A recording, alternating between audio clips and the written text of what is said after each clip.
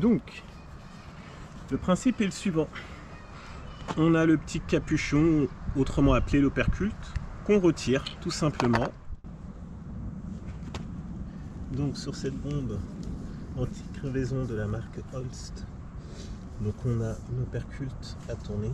En fait, on a un bouton off, on va dire on. Donc voilà, une partie à gauche off et on. Donc on va casser la petite sécurité.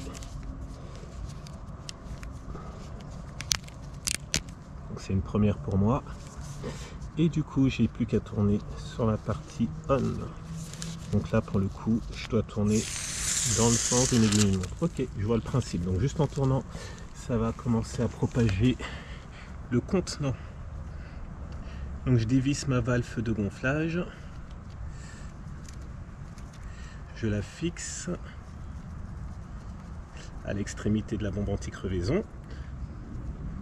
Mon pneu est assez à plat. Là, au niveau de la valve de gonflage, je vais commencer à dévisser dans le sens inverse d'une aiguille d'une montre. Donc voilà, je me suis ici équipé de gants. Je pourrais vous indiquer également où on peut les acheter. C'est des gants qui sont assez résistants, de base faits pour manipuler les liquides et également faire un peu la petite mécanique, on va dire ça comme ça.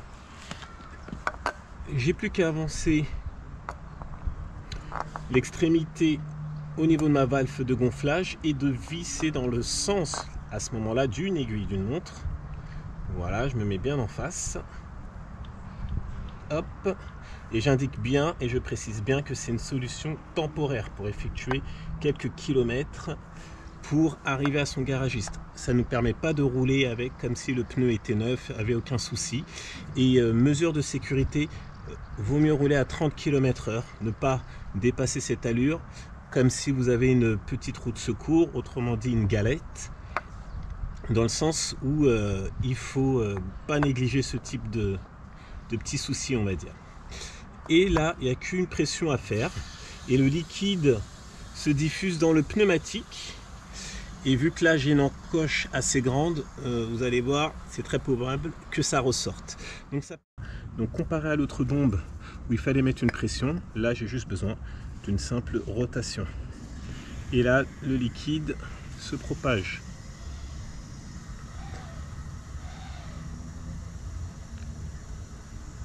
Donc je répète encore, c'est juste une solution temporaire pour m'aider à arriver au garage qui se situe à quelques kilomètres de là où est ma voiture.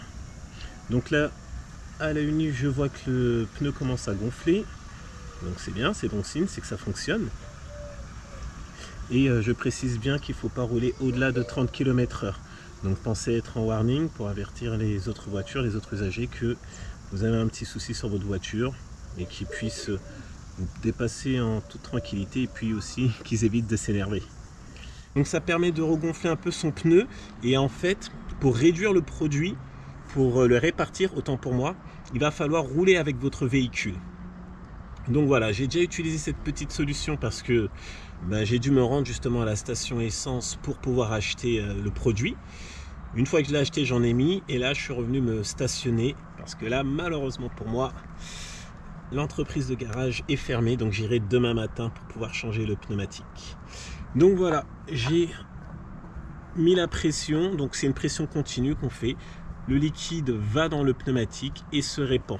Donc voilà, gros conseil, il va falloir rouler quelques kilomètres pour que ça se répartisse bien. Et de là, ça va pouvoir m'aider à aller chez mon garagiste. Donc là, c'était juste une petite vidéo pour vous montrer un peu l'utilisation. Donc là, j'ai vu que le pneu est un peu gonflé. Ça me semble assez correct.